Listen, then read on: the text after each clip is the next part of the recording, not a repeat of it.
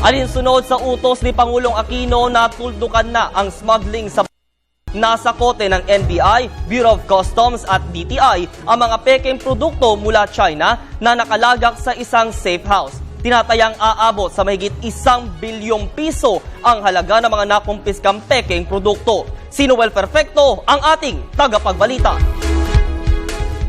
Ito na siguro ang pinakamalaking huli ng pinagsanib na puwersa ng NBI, IPO at saka ng Bureau of Customs dito sa may Parañaque. Ito siguro mahigit kumulang sa 1 bilyon ang halaga ng lahat ng mga nahuli, mga peke, mga IPR items, hindi lang ho pang damit, pati na rin ho ang pagkain. Matapos na masakotin ng pinagsanib na puwersa ng NBI, Aduana at Intellectual Property Office ang mahigit kumulang sa 1 bilyong pisong halaga ng mga peke, counterfeit at imitasyon ng mga produkto mula sa bansang China, tiwala ang mga pinuno ng bawat grupo na mailalagay na rin sa tamang kalalagyan ang mga sindikatong nasa likod ng iligal na importasyon. Jackpot tayo dito dahil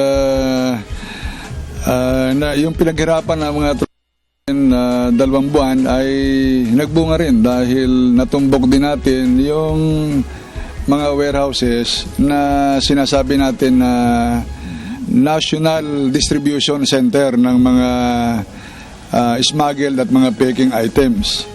17 warehouses ito at narito na yata ang lahat. Bagamat hindi pa rin pinangalanan ng mga otoridad ang mga personalidad sa likuran ng ilegalidad, tiwala mga ito na ang sindikatong may kagagawa ng smuggling ay isa sa pinakamalaking distributor ng smuggled at peking produkto sa bansa.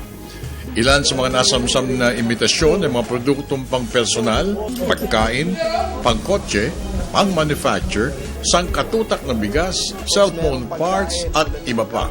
Ito ang pinakamalaking distributor ng mga peking counterfeit mga produkto, ng mga peking nakita ninyo sa ating mga dyan. Ito po ay maabot ng Visayas hanggang Mindanao. Sa ngayon, patuloy ang pinaigting na kampanya laban sa mga fake at smuggled goods. Matapos na mismo ang Pangulo Benigno Aquino III na may atas ang lahat ng klase ng smuggling activities, kung kaya't walang puknat ang paglaban ng pamahalaan kontra iligal na pagpasok ng peking kontrabando sa bansa. If I may suggest, siguro higpitan yung yung selectivity process. Yan ang selectivity na tinatawag namin, yung pag-identify ng goods, pag-categorize ng goods, whether it is green, yellow, or red. Para sa Television ng Bayan, wala man si Noel Perfecto.